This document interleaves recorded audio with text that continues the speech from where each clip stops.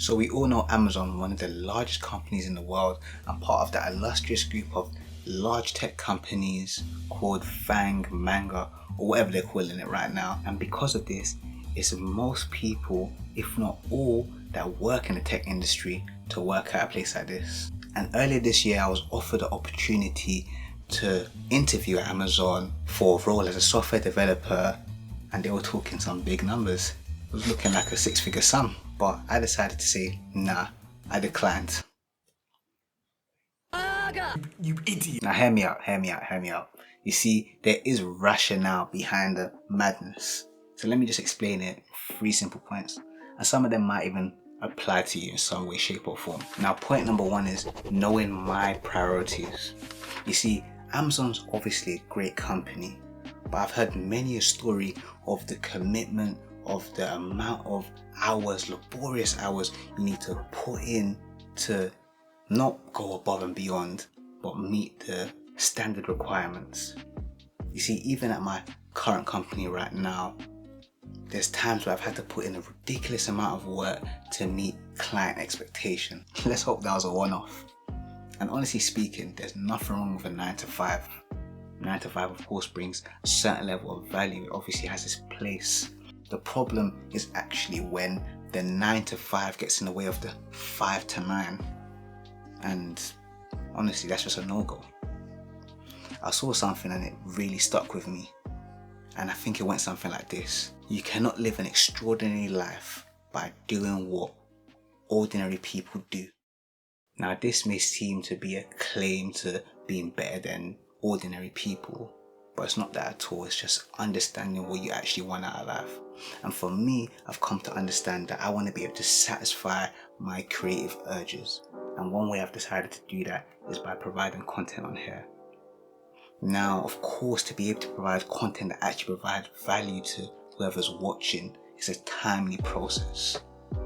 You know, it requires proper scripting, filming, editing, creating clickable thumbnails so you can actually get people to watch in the first place. And all of this requires creativity.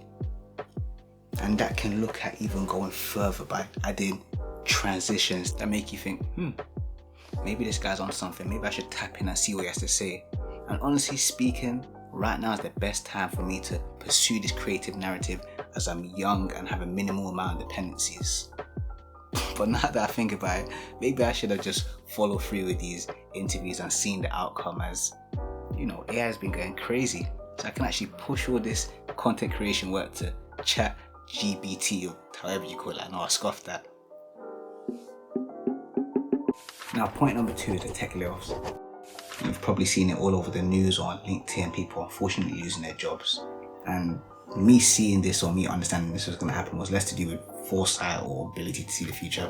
I don't have those. But more to do with just seeing where the economy was and seeing where we could potentially go.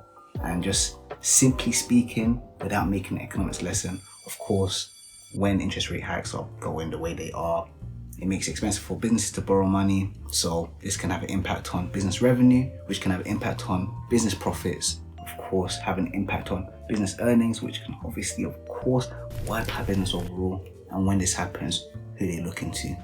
They're looking to the new joiner that they don't understand why they even gave the job in the first place. How did he pass his interview? But Charles, you gotta go, you gotta cut our losses. It's sad, it's unfortunate. Now, after deciding to post videos on this platform, I made sure that some of my principles will be in line with integrity. So making sure that my word was bond. And this actually leads me to my 3rd point. I wasn't ready.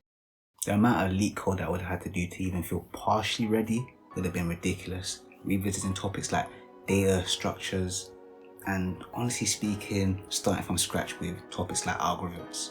And this is because these are fundamentals that are required for roles like a data scientist or general programming, but less so where my skill set actually lies as a data analyst. And this actually goes back to something that I learned earlier this year, and it goes something like this. Smart people are able to effectively prepare for opportunity, but the smartest people can see when the opportunity is not for them and can manage their resources effectively for the next opportunity to come. So with this in mind, understand that the Amazon opportunity right now just isn't for me, and that there's going to be other opportunities to come forward that I can actually use my time and resources more effectively on, that will still be able to facilitate my need to be creative, as I previously mentioned, while still being in the tech world, which I of course want to be a part of. So closing thoughts. Once upon a time, I would have wished for an opportunity like this and would have jumped at it even if I was gonna fail. But it's funny how life changes so much and what you want out of it changes, that now the opportunity came through, I wasn't as excited as I thought I would once be. And this is not saying that Amazon's a bad company, it's actually a great company, but my head's just not really there for that right now. And with that being said, you'll be seeing more of me on this platform. And so if you're interested in my journey and everything else that's going on, then of course subscribe. And if you want to know how I actually managed to get into the tech industry through my struggles, then I've got a video for you right here. And until next time, stay blessed and peace.